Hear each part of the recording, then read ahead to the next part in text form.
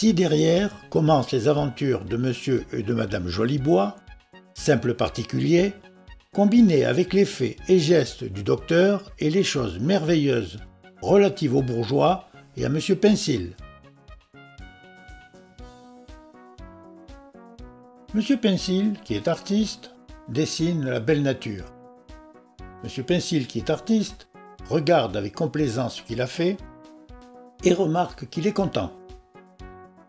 Monsieur Pinsil, qui est artiste, remarque qu'à rebours, il est content aussi. Et même en regardant par-dessus l'épaule.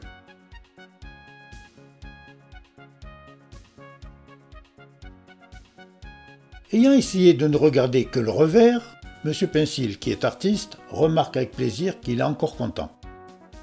Pendant que Monsieur Pinsil remarque avec plaisir qu'il est content, un petit Zéphyr s'amuse à lui enlever sa casquette. En ayant assez de sa casquette, le petit Zéphyr rebrousse pour s'amuser avec le dessin. Cependant, un bourgeois qui aperçoit le chef-d'œuvre se met à sa poursuite. Cependant, le docteur, remarquant un vent qui s'élève, s'empresse d'observer ses instruments afin de remonter ensuite aux causes. Cependant, Monsieur et Madame Jolibois, voyant que le vent est favorable, se décident à faire leur partie de bateau, projetée depuis longtemps. En ayant assez du dessin, le petit Zéphyr passe au bourgeois et s'amuse à ouvrir son parapluie. Puis il souffle d'en bas ferme. Ayant senti du froid, le docteur se rhabille et s'en va rédiger sa découverte d'un vent souterrain tout nouveau. Par suite du vent souterrain, Monsieur et Madame Jolibois commencent à être dans un sérieux embarras. Qui va croissant. Le petit Zéphyr s'amuse à pousser le bourgeois dans les bras de Madame Jolibois. Monsieur Jolibois, car hélas la passion aveugle, ressent les tourments d'une atroce jalousie, et il se noierait s'il n'y avait pas trop de fond dans cet endroit. Cependant, le docteur ayant cru remarquer que le vent souterrain chargé de particules odorantes, s'occupe d'en remplir des fioles à l'appui du grand mémoire qu'il prépare. Monsieur Pinsil, ne trouvant plus que le portefeuille, est enchanté que son dessin ait été enlevé par quelque amateur du vrai beau. Ayant refait un autre dessin, Monsieur Pinsil s'embusque pour découvrir l'amateur. Cependant, le docteur ayant mis les faits en bouteille, s'occupe de la rédaction de son grand mémoire sur un vent souterrain tout nouveau.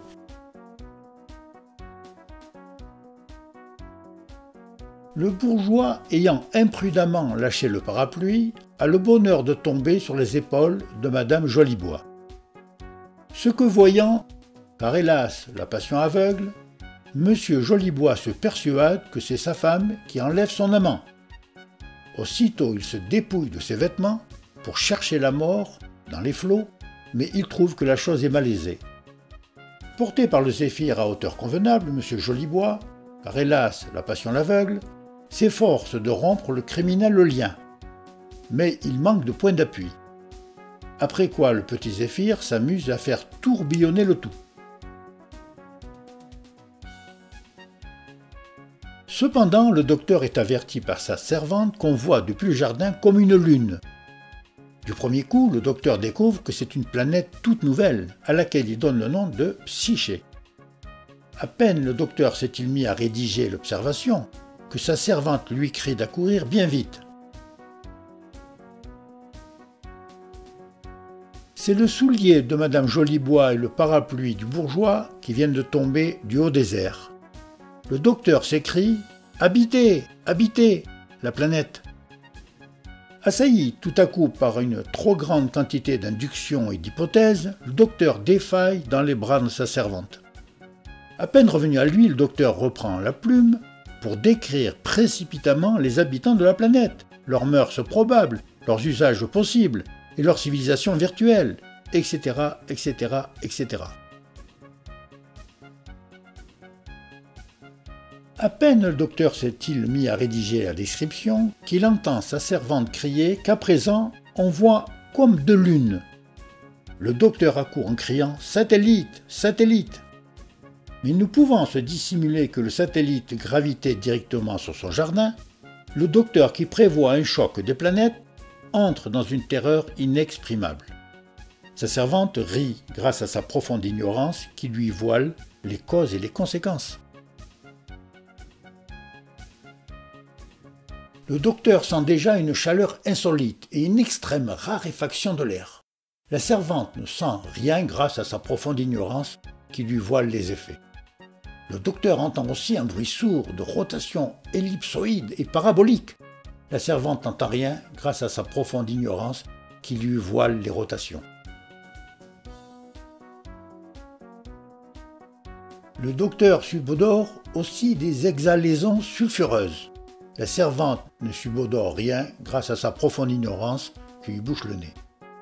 Éclairé par la science, le docteur, prévoyant la fin du monde, va faire son testament, se met au lit et attend le choc d'un moment à l'autre.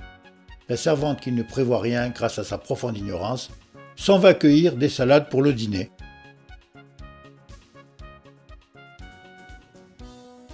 Cependant, M. Jolibois, sa chemise s'étant entortillée, est détaché du tourbillon et vient tomber dans les salades. À peine le docteur s'est mis à attendre le choc qu'il entend sa servante crier « Tiens, quel oiseau !» Pendant que le docteur s'habille pour accourir, la servante retourne du pied M. Jolibois, qui lui paraît un homme comme un autre.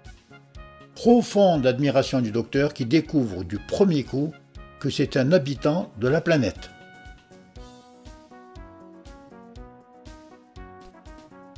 La première chose que fait le docteur, c'est de mettre son habitant sous clé dans la grande volière.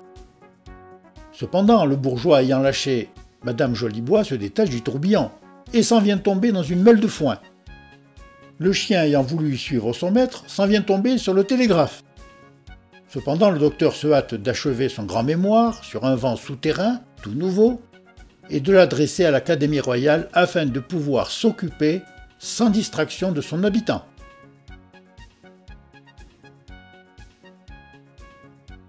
Après avoir terminé et expédié son mémoire, le docteur, voulant commencer par les caractères internes, se dispose à pratiquer l'incision cruciale sur son habitant. À peine M. Jolibois a-t-il senti la pointe du scalpel que, revenu de son étourdissement, d'une seule crispation cruciale, il met le docteur hors de combat. Car hélas, la passion aveugle. Le docteur rédige aussitôt, léthargique, impétueux aussi. Il rue avec une adresse remarquable.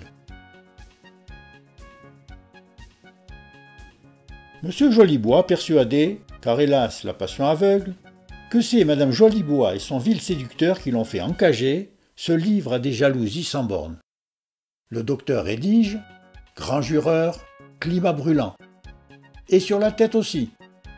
Le docteur rédige « Marche indifféremment sur les pieds ou sur la tête et en façon natation ». Le docteur rédige « Il saute comme des carpes et en tourbillonnant ».